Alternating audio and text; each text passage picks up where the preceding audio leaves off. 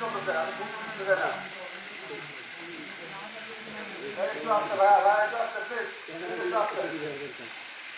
আমরা এখন যে জায়গাতে আছি এটা হচ্ছে কৈলাসরা ঝর্ণা। আমাদের এই সীতাকুণ্ড অ্যান্টিক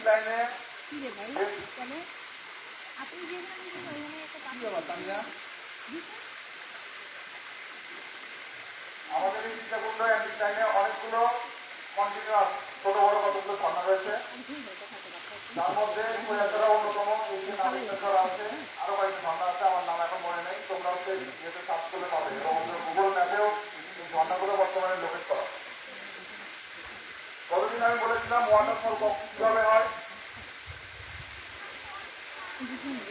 এইটা হচ্ছে একটা ফল্টের পারফেক্ট এক্সাম্পল।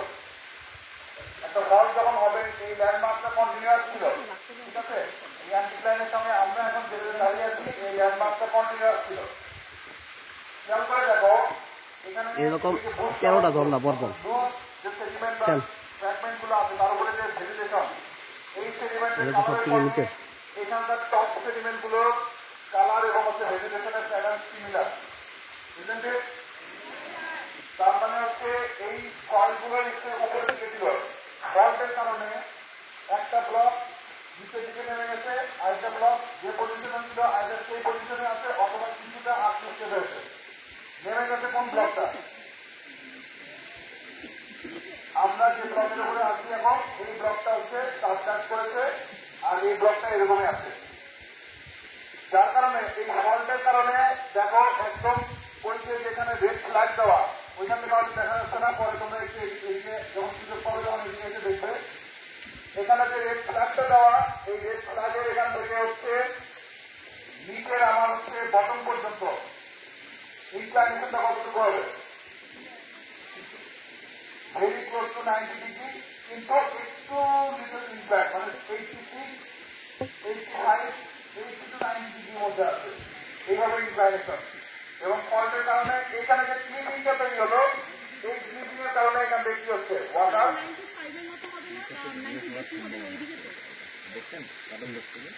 আমি এখান থেকে বাবা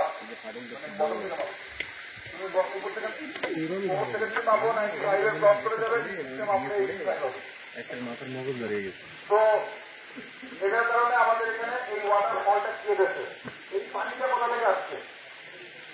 ওয়াটারটা সোর্স কোড হিমালয়, এখানে সেখানে না।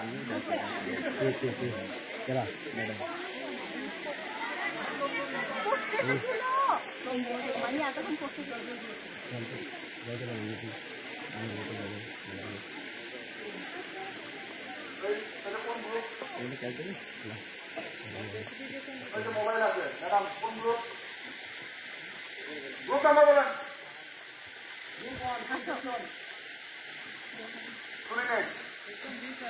সেকশন বি কত ব্যাচ?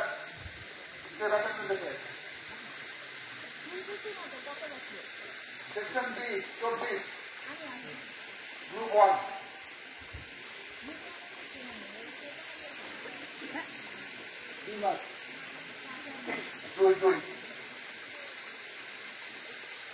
ওকে, তো বলতে চাইছিলাম আমরা এই পানির সোর্সটা করি, ওয়াটারের সোর্সটা কোথায়?